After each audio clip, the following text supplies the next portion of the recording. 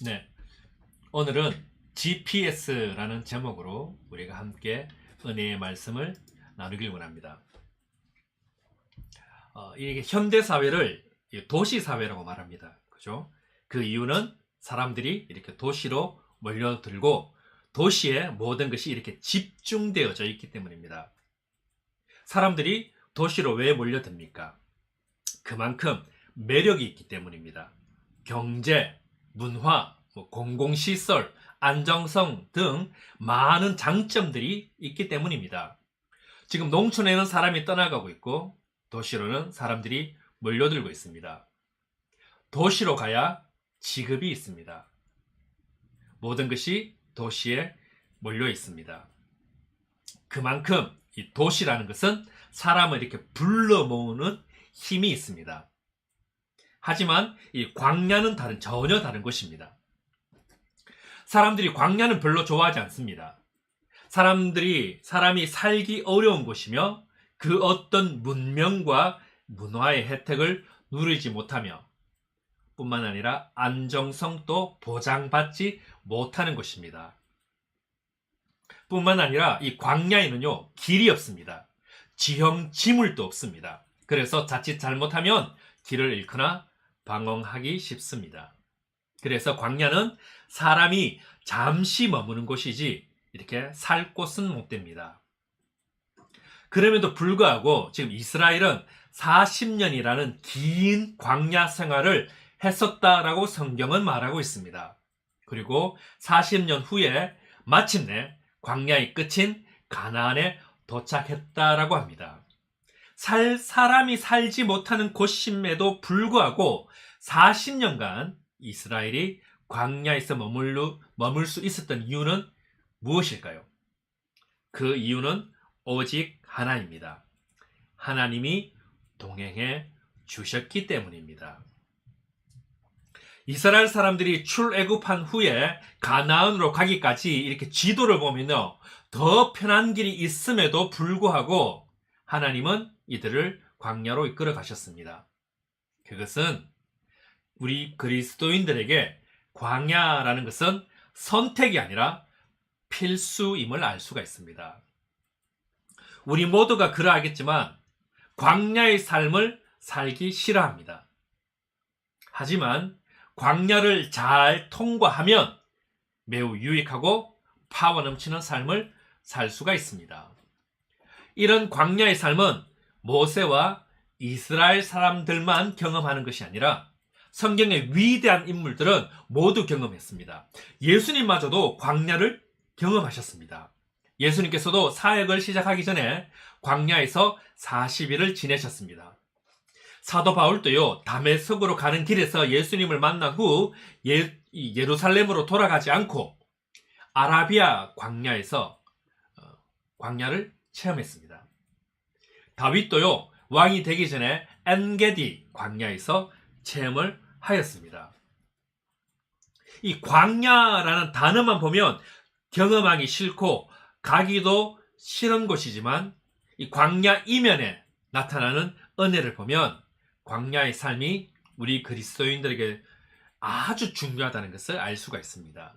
왜냐하면 광야 체험 이전과 이후가 완전히 이렇게 다르기 때문입니다. 자, 그렇다면 왜 광야가 필요할까요? 왜 광야가 필요하겠습니까? 하나님께서 이스라엘 사람들을 출애굽시킨 후에 왜 광야를 경험하게 하셨을까요?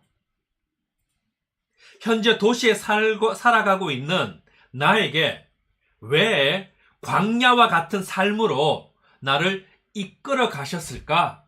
우리는 생각해 보아야 합니다. 하나님께서 광야의 삶으로 이끄신 이유를 신명기 8장에서는 이렇게 설명을 하고 있습니다. 신명기 8장 2절에서 6절 그리고 13절에서 18절 말씀을 잠시 이렇게 보도록 하겠습니다. 내 하나님 여호와께서 이 40년 동안에 네게 광야의 길을 걷게 하신 것을 기억하라. 이는 그 이유는 너를 낮추시며 너를 시험하사 네 마음이 어떠한지 그 명령을 지키는지 지키지 않는지 알려 하심이라. 너를 낮추시며 너를 줄이게 하시며 또 너도 알지 못하며 내 조상들도 알지 못하던 만나를 네게 먹이신 것은 사람이 떡으로만 사는 것이 아니요 여호와 입에서 나오는 모든 말씀으로 사는 줄을 네가 알게 하려 하심이니라. 이 40년 동안에 내 의복이 헤어지지 아니하였고 내 발이 부르트지 아니하였느니라. 너는 사람이 그 아들을 징계함 같이 내 하나님 여호와께서 너를 징계하시는 줄 마음에 생각하고 네 하나님 여호와의 명령을 지켜 그의 길을 따라가며 그를 경외할지니라. 또 내 소와 양이 번성하며 내 은금이 증식되며 네 소유가 다 풍부하게 될 때에 네 마음이 교만하여 네 하나님 여호와를 잊어버릴까 염려하노라. 여호와는 너를 애굽 땅 종되었던 집에서 이끌어내시고 너를 인도하여 그 광대하고 위험한 광야 곧 불뱀과 전갈이 있고 물이 없는 건조한 땅을 지나게 하셨으며 또 너를 위하여 단단한 반석에서 물을 내셨으며 내 조상들도 알지 못하던 만나를 광야에서 네게 먹이셨나니 이는 다 너를 낮추시며 너를 시험하사 마침내 네게 복을 주려 하심이었느니라.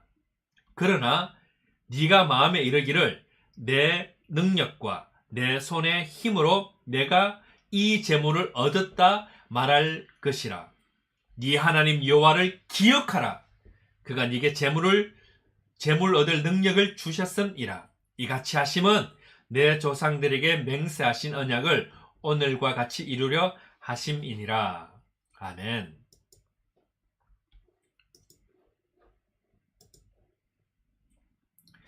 출애굽 후에 광야에 살아가던 이 이스라엘 사람들에게 그리고 현재 광야와 같은 삶을 살아가고 있는 나에게 성경은 그 이유를 이렇게 말씀하셨습니다. 광야의 삶이 주어진 이유는 뭐라고요? 너를 시험하기 위함이며 라고 이야기했고요. 너를 낮추시기 위함이다라고 말씀하셨습니다. 또 네 마음이 교만하지 않게 하기 위함이라고 말씀하셨습니다. 그리고 이 모든 것이 끝난 후 마침내 네게 복을 주시기 위함이기 때문이라고 말씀합니다.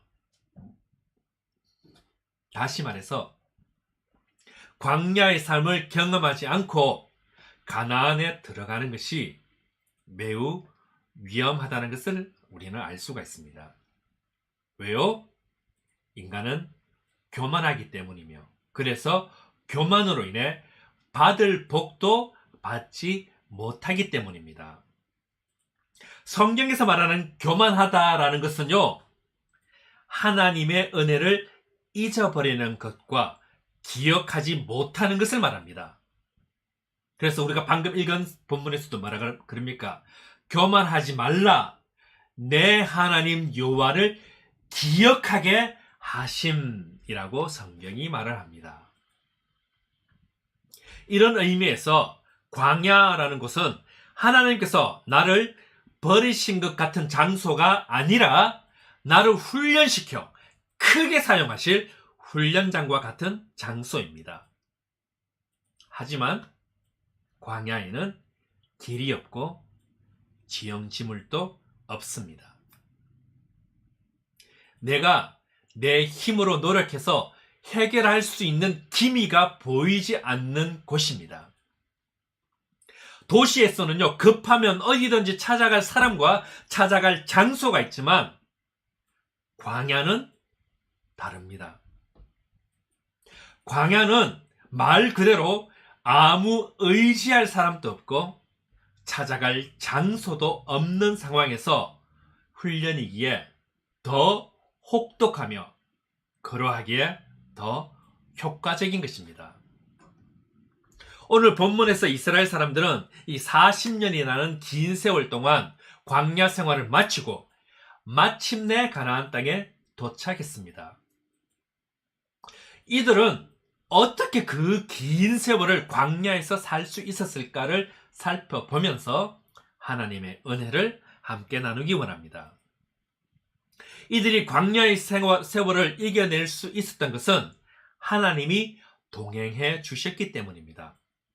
거친 광야, 길도 없는 광야, 아무것도 없는 광야에서 성막이라 불리는 거룩한 텐트에 머무시며 이스라엘을 인도하신 하나님의 사랑을 통해 우리는 은혜를 나누길 원합니다.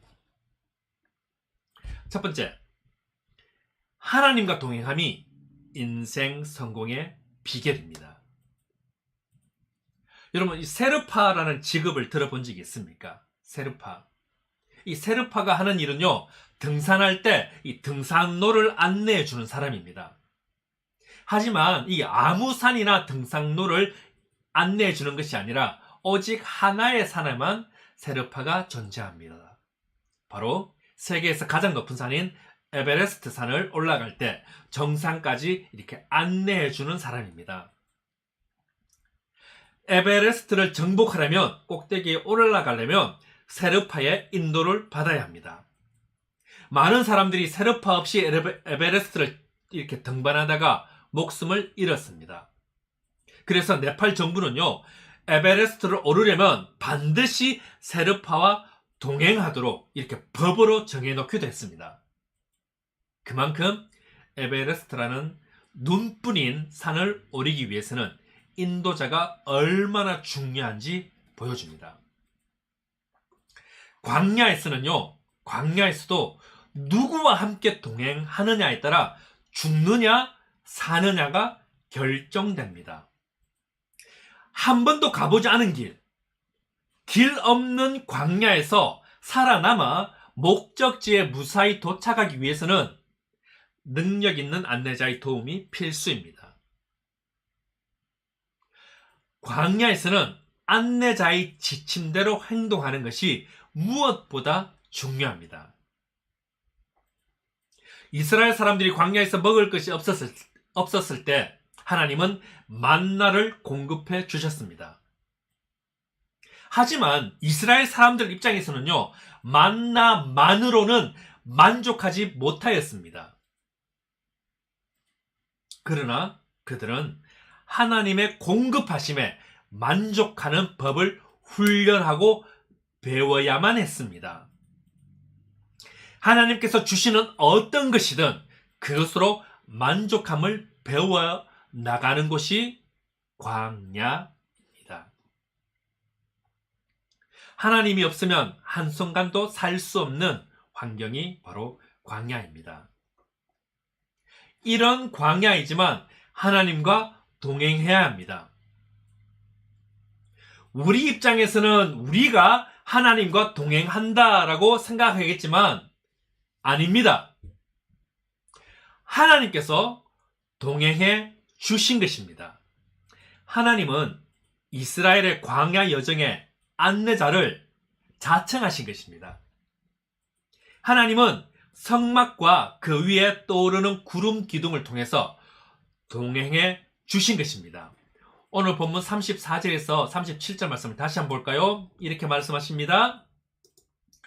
구름이 회막에 덮이고 여호와의 영광이 성막에 충만하며 모세가 회막에 들어갈 수 없었으니 이는 구름이 회막 위에 덮이고 여호와의 영광이 성막에 충만함이었으며 구름이 성막 위에 떠오를 때에는 이스라엘 자손이 그 모든 행진하는 길에 앞으로 나아갔고 구름이 떠오르지 않을 때에는 떠오르는 날까지 나아가지 아니하였으며.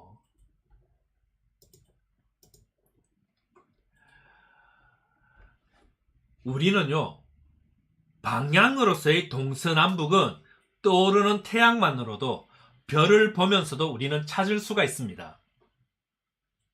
하지만 내 인생의 동서남북은 알지 못합니다. 그래서 우리에게 인생을 안내해줄 안내자가 필요합니다. 이런 우리 인생에 안내자가 있습니다.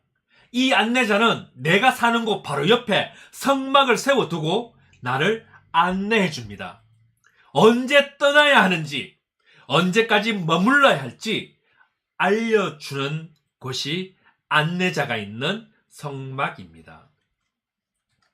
하나님과의 동행은 우리의 생존을 위해 하나님을 이용하는 것이 아니라 하나님을 하나님으로 인정하는 것입니다.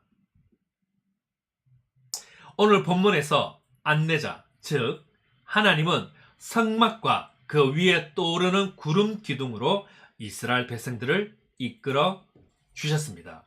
출애굽기 13장 21절에서 22절을 보도록 하겠습니다.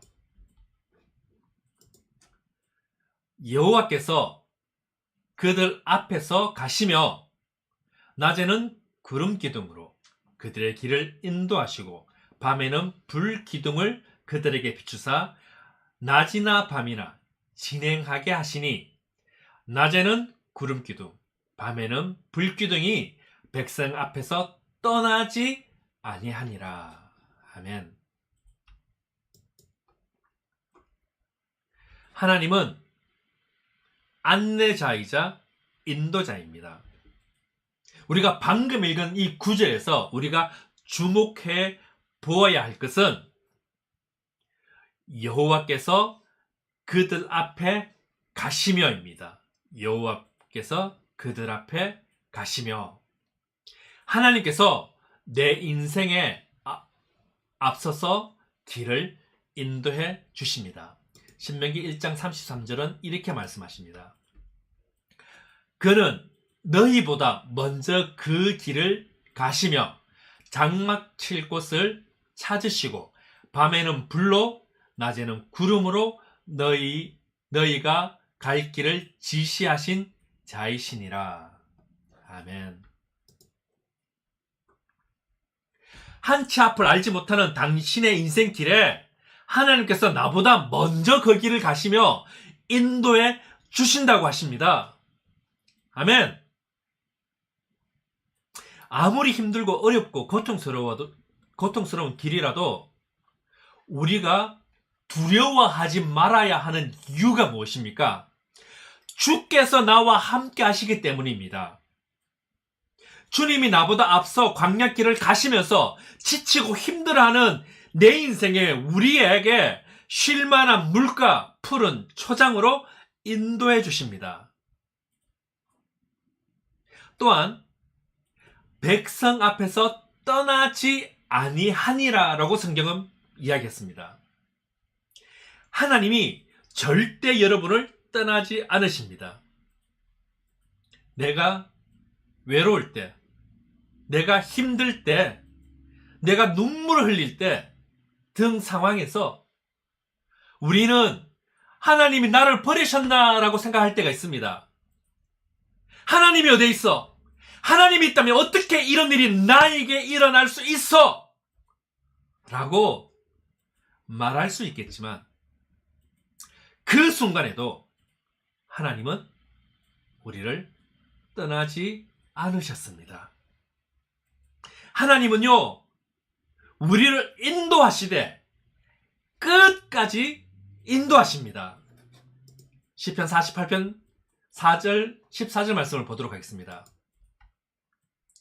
이 하나님은 영원히 우리 하나님이시니 그가 우리를 죽을 때까지 인도하시리로다.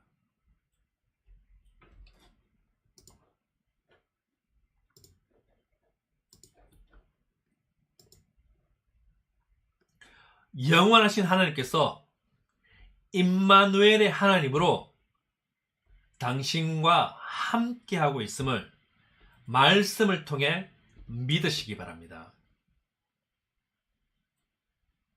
둘째로 하나님과 동행한다는 것은 방향뿐만 아니라 속도까지 맞추는 것입니다. 우리 한국 사람의 특징 중에 하나가 바로 속도입니다. 무엇이든지 빨리빨리입니다. 한국에 있는 외국인 노동자들이 가장 먼저 배우는 말이 빨리빨리라는 인터넷 유머를 보았습니다. 분명히 유머이지만 공감이 됩니다.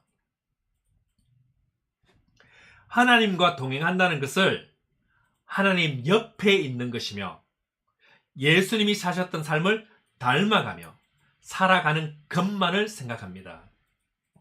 이것도 믿음의 생각입니다. 하지만 저는 여러분에게 이런 질문을 하고 싶습니다.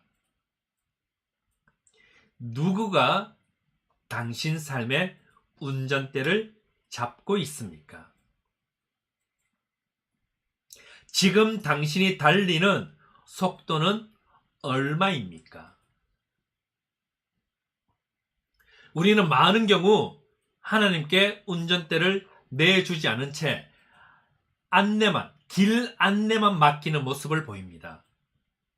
우리가 운전대를 잡고 있으면서 하나님께 길 안내만 부탁하였다면 이것은 온전한 동행이 아닙니다.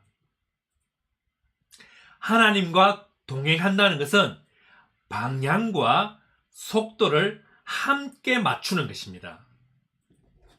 민수기 9장 22절 23절 말씀을 보도록 하겠습니다. 이렇게 말씀하십니다. 이틀이든지 한 달이든지 1년이든지 구름이 성막 위에 머물러 있을 동안에는 이스라엘 자손이 진영에 머물고 행진하지 아니하다가 떠오르면 행진하였으니 곧 그들이 여호와의 명령을 따라 진을 치며 여호와의 명령을 따라 행진하고 또 모세를 통하여 이르신 여호와의 명령을 따라 여호와의 직임을 지켰더라. 아멘. 하나님께서 광야에서 이스라엘 사람들을 인도하실 때 어떨 때는 한 달, 어떨 때는 1년을 한 장소에 머무셨습니다. 우리는 이처럼 목적지가 바로 눈앞에 있는 상황에서 보통 하나님, 여기 머무시는 건가요? 얼마 동안요? 그럼 저는 빨리 달려가 보도록 하겠습니다. 라며 하나님의 시간과 상관없이 먼저 행동하며 나갈 때가 있습니다. 광야라는 곳에서 한 달이든 1년이든 머문다는 것은 그 불편함은 클 것입니다. 그래서 이스라엘 사람들도 우리도 속도를 내어서 빨리 그 장소를 벗어나고 싶어 할 것입니다. 그런 가운데에 하나님의 속도는요, 0 mile per hour라는 사실입니다. 하나님의 속도가 제로라면 우리는 어떠한 불평과 희생이 따를지라도 하나님의 속도에 맞추어서 동행해야 합니다. 이 말은요, 나는 내일이라도 내 기도에 응답이 있어야 되고 내일이라도 내 목적함이 이루어져야 하지만 하나님의 속도는 나보다 늦을 수 있고 우리는 하나님의 속도를 맞춰가야 한다는 것입니다. 자, 그렇다면 하나님의 속도는 우리 속도보다 항상 느립니까? 이스라엘 사람들이 출애굽한 이후에 약 11개월 만에 1년도 안 되는 11개월 만에 목적지로 들어가는 입구에 도착했습니다. 그 입구에서 이제 가나안으로 들어가기만 하면 됩니다. 이스라엘 사람들에게는 정확한 방향이 이제 있습니다. 이제 정확한 방향이 나왔고 하나님의 속도는 지금 당장이었습니다. 지금 당장 들어가라는 명령을 받은 이스라엘은 가나안으로 들어가기만 하면 되는데 그들은 하나님의 속도를 맞추지 못했습니다.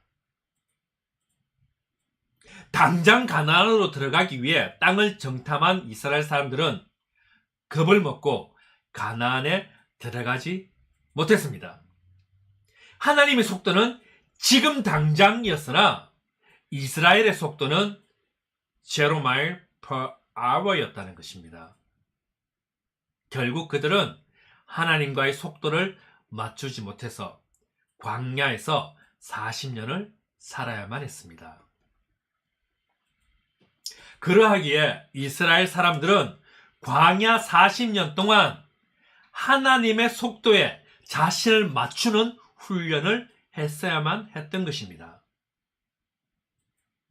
하나님의 속도는요, 당신이 하나님보다 앞서가거나 뒤처지는 것이 아닙니다. 이것은 당신이 어리석은 결정으로 큰 피해를 입지 않도록 예방해 줍니다. 하나님의 속도에 나를 맞추는 것은요, 굉장한 축복이며 은혜입니다. 성경에 보면 방향은 하나님과 맞추었으나 속도가 잘못되어 큰 피해를 본 경우가 너무 많이 있기에 제가 하나 예를 들어보겠습니다. 사울 왕이 블레셋과의 전쟁에 앞서서 하나님께 예배드리고 전쟁에 나가야 하는데 예배를 드리지 못했습니다.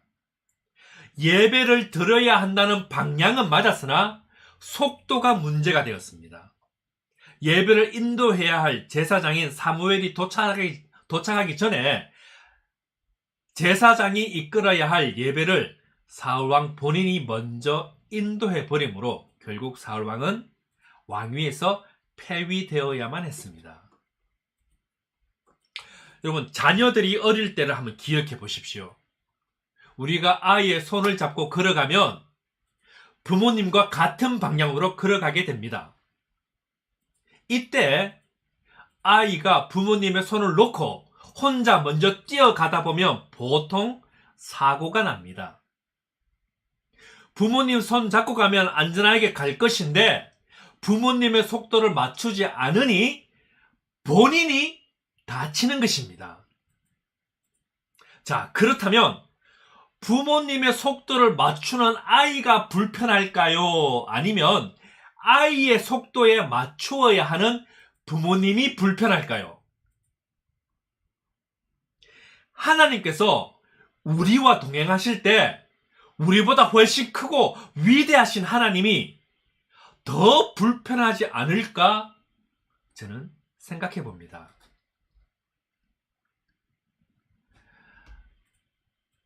하나님께서 이스라엘 사람들과 한 달, 1년을 한 장소에 같이 있으면 누가 더 불편할 것 같습니까?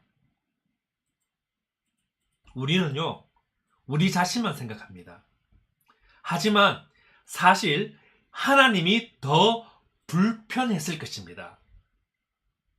그래서 하나님과 동행한다는 것은 결국 하나님의 은혜입니다. 당신은 하나님과 속도를 맞추고 계십니까? 살다 보면 계획을 빨리 이루고 싶은 것이 저와 여러분의 공통적인 마음일 것입니다. 사업도, 공부도, 직장에서도 자신의 목표를 빨리 이루고 싶을 것입니다. 그러나 잊지 말아야 할 것이 있습니다. 방향뿐만 아니라 속도도 중요합니다. 하나님의 속도에 맞추어서 빨리빨리 해야 할 때, 혹은 천천히 기다리며 나아가야 할 때가 있습니다. 어떨 때는 한 달을 기다리셔야 하고, 어떨 때는 1년을 기다리셔야 합니다. 또 어떨 때는 지금 당장 급하게 움직여야 할 때가 있습니다. 출애굽기 12장 11절 말씀입니다. 너희는 그것을 이렇게 먹을지니 허리에 띠를 띠고 발에 신을 신고 손에 지팡이를 잡고 급히 먹으라. 이것이 여호와의 유월절이니라. 이처럼 떠날 준비를 다해서 빨리 먹고 출애굽을 해야 하는 초스피드를 요구하실 때가 있습니다.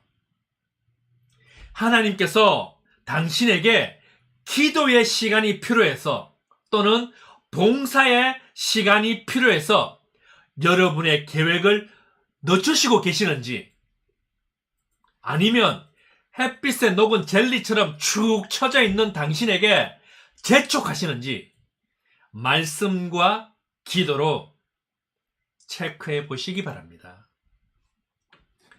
말씀을 맺겠습니다. 자동차나 핸드폰을 보시면 GPS 기능이 있습니다. 글로벌 포지셔닝 시스템의 약자로서 위성 항법 시스템 또는 범지구 위치 결정 시스템 이렇게 불립니다. 이 GPS 이것만 연결되어 있다면 세계 어디를 가더라도 길을 찾을 수 있습니다. GPS 이것만 연결되어 있다면 세상 어디에 숨어 있어도 찾아낼 수 있습니다.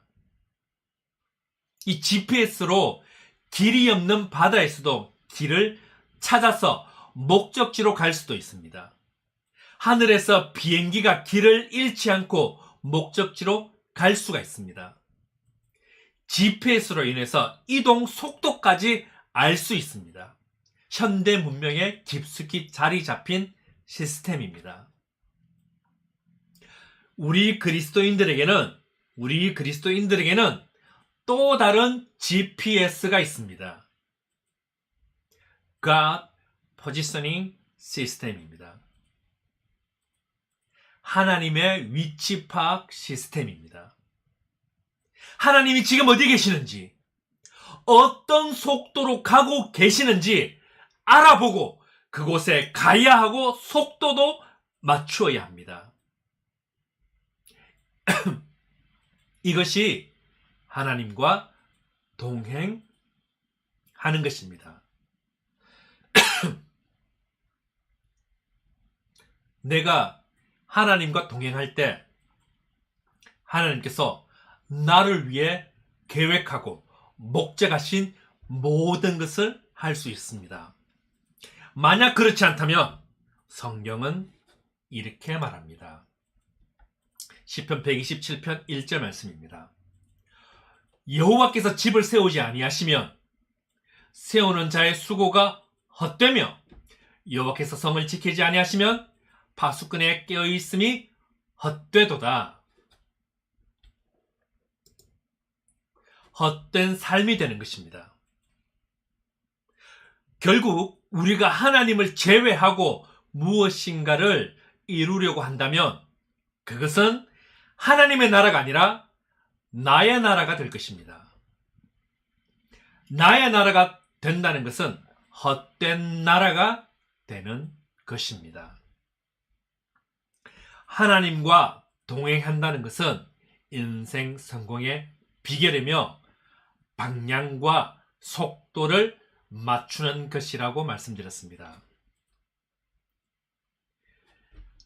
우리 곁에 계시며 우리와 발맞추어 가시는 하나님을 모르는 분들과 하나님을 떠난 분들에게 증거할 수 있길 바랍니다. 하나님께서 여러분 한 명에게 복을 주실 것이고 하나님께서 당신의 가정과 삶의 영역과 이 교회에 은혜 주셔서 하나님의 영광을 온 천하에 나타내게 만들어 주실 것입니다. 믿음으로 고백할 수 있길 바랍니다. 하나님께서 나의 일생을 인도해 주심을 믿습니다. 우리 지금 이 시간 같이 한번 고백합시다.